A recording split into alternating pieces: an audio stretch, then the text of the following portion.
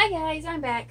And as you can see, we're using glue again because I don't have any floetrol and it's probably going to be a little while before I can get some. So we're going to use glue again with some of our leftover colors.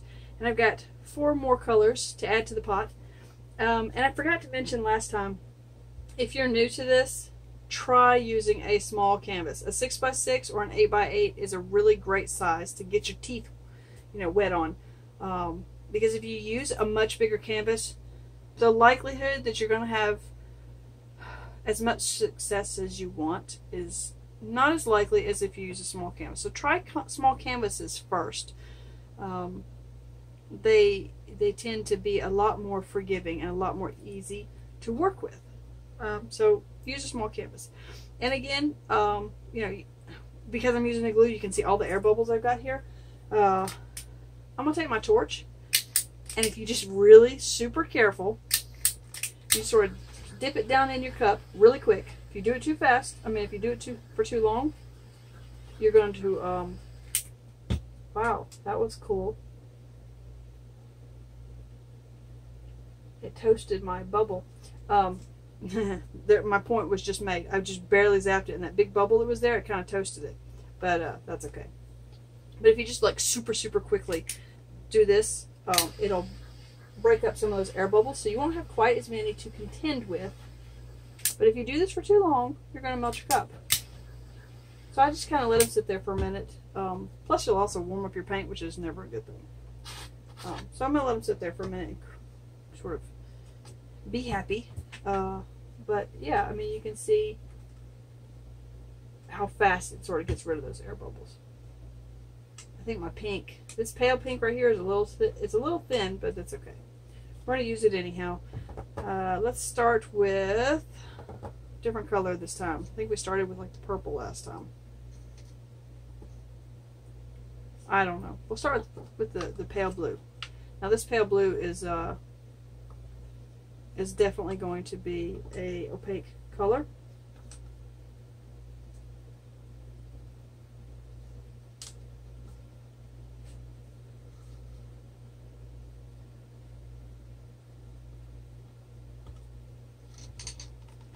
And I'm probably not going to do a whole lot of talking through these because you guys heard me talking a lot in the last painting. And we're pretty much just doing the same thing here that we did in the last one.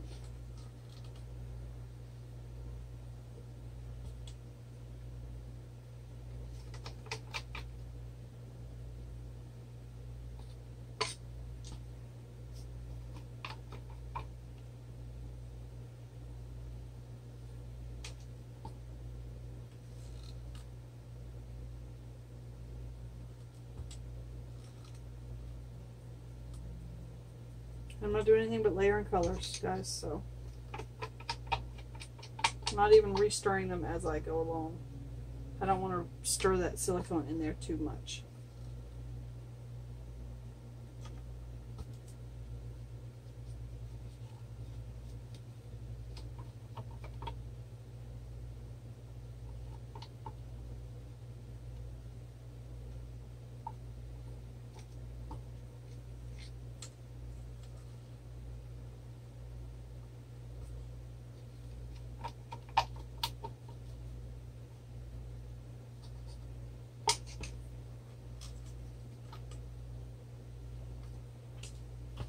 Again, make sure you're layering your colors.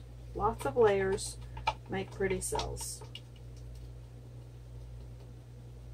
Okay, that's about all of that green we're going to have.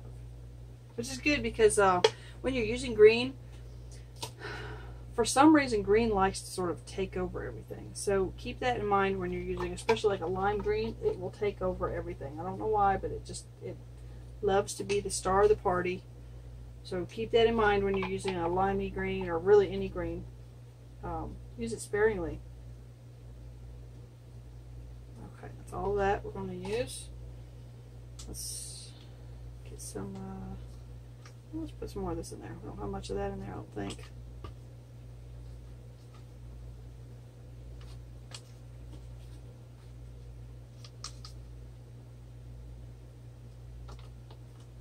Just sort of dripping it everywhere, aren't I? That's okay. Won't hurt a thing. Let's ahead and put the rest of this in there. This is a really bright pink. I normally never use this kind of bright pink. It's almost like a fluorescent pink, and I really don't like it, but I was going to use it for something else. And turns out I can't do that at the moment. So we'll just, let's use the rest of this color. I love this. I love anything turquoise, so I don't like to waste the turquoise. Alright, and as you can see, I forgot my gloves, so I'm going to get some gloves on real quick before we start stretching this. So guys, make sure you all out there are wearing your gloves, you're being safe. And you know, if you're using a torch, like I do, make sure you guys have a fire extinguisher around somewhere, okay? Because you can catch I have actually set fire to a couple things before, but I think the only thing really that I caught fire to was back when I was using newspaper underneath. I would set fire to the newspaper when I was torching for cells. So yeah, just make sure you know, you're taking all safety precautions. You're being serious about making sure you're not going to, you know, burn the house down. And if you do burn your house down, it's all on you, okay? Because I'm telling you guys, make sure you have water nearby and a fire extinguisher. You got all your safety equipment, all of that, okay, guys? I don't want to hear about any mishaps. I love to hear about what's going on with you guys, but no mishaps, okay? At least no setting the house on fire. Alright, let's get this corner over here done. There we go. A little bit more on this corner. Use all of this paint that's in your cup. Don't waste that, because I know it seems like we're wasting a lot of paint here. And you kind of are. But if you want to get good results, there's a certain amount of wasting paint that you have to do, unfortunately. A couple of air bubbles, and then kind of slowly go over it. Bring up your cells.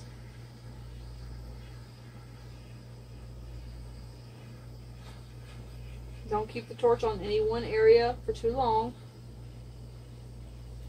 And keep it up higher. You're less likely to burn the surface of your paint or dry it out.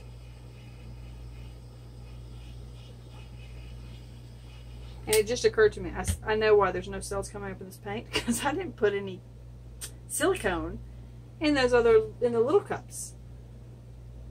So bummer for that, but that's okay. See, people always ask me, do you put silicone in all your colors? Yes, I usually do, and this is why. Because I don't get cells there. That right there. Okay? So now y'all see, this is why I put silicone in all my colors.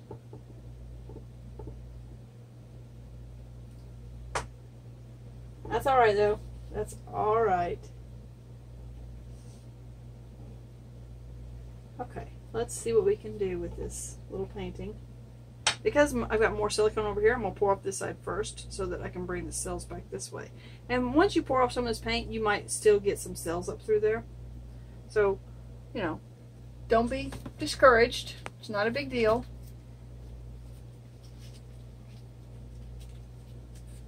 It does happen sometimes, where you do like boneheaded things like I just did and forgot to put silicone in my colors. But just real quick, look at these cells right here. Those are really pretty. I just had to point those out. Okay, let's hope that we don't take away too many of these cells in this corner. I've just barely got the corner uncovered, because I really want to save almost all of that that's coming down towards that edge. Ah, it's pouring off from around. Okay, back that way. Really quick before we lose it. And make sure you have a long enough corner catcher. These are kind of short, but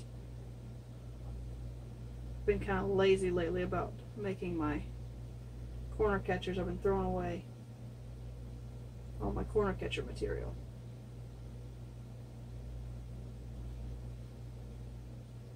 And you don't have to have cells all over the whole painting. I kind of like it so far.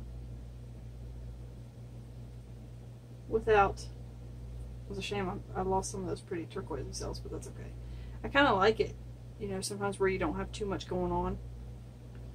Now that we've poured off some of the paint, what you can do is you can take your torch and turn it. I don't want to grab it because I've got too much paint on my hands. And I want to get rid of this right here. I don't like caterpillar cells.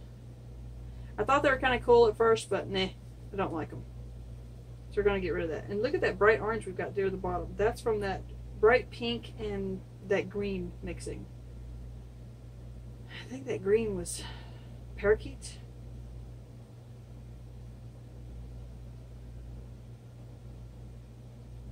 So we're going to get rid of as much of that off that corner as we can. Get rid of that goofy looking caterpillar cell off that corner. But I want to keep some of that orange, so I'm not going to tilt it all the way. Back that way, back that way. And let's go off of this corner. I hate to lose this right here, but there's just no way around that.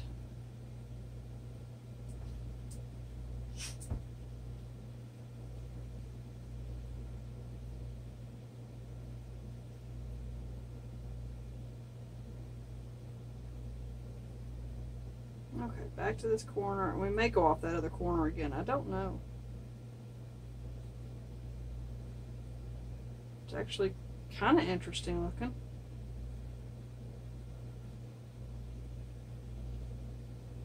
I don't know. I don't want to lose this turquoise cell in the corner here. This line kind of bothers me, but I don't know. It's kind of pretty. Alright, I think I'm going to leave it.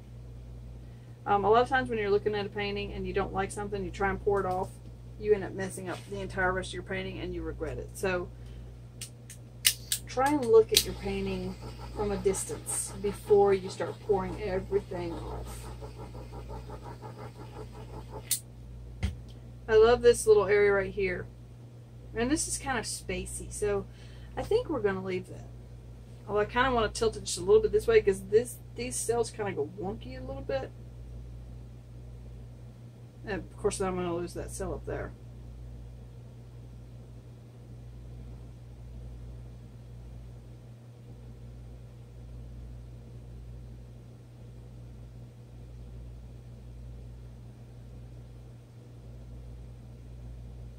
Okay, there we go.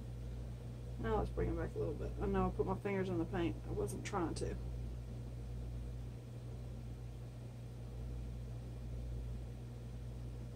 Okay, there we go. I think we're going to leave that.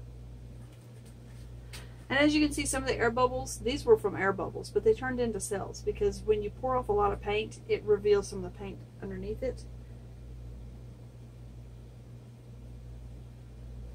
So we're going to do one more torch.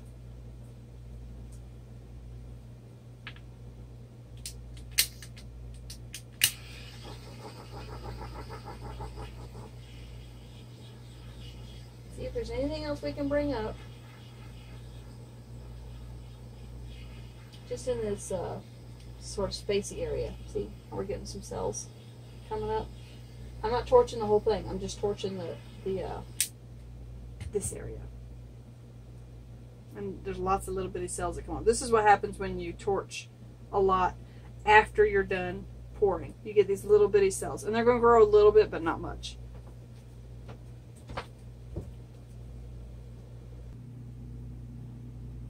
Okay, there's our baby cells that we just got by torching again.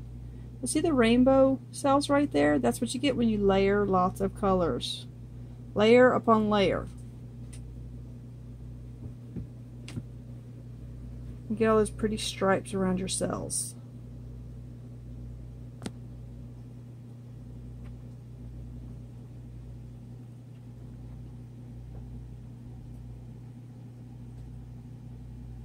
And there's some more little bitty baby cells that came up from the torching.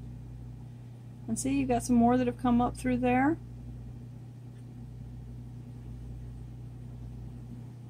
So now you guys can see the difference between the last painting and this painting. The difference is that on this one I didn't put silicone in all my paints, and in the last one I did. The last one, the whole painting is covered in mostly bigger cells. This one is not. But those are some cute little cells.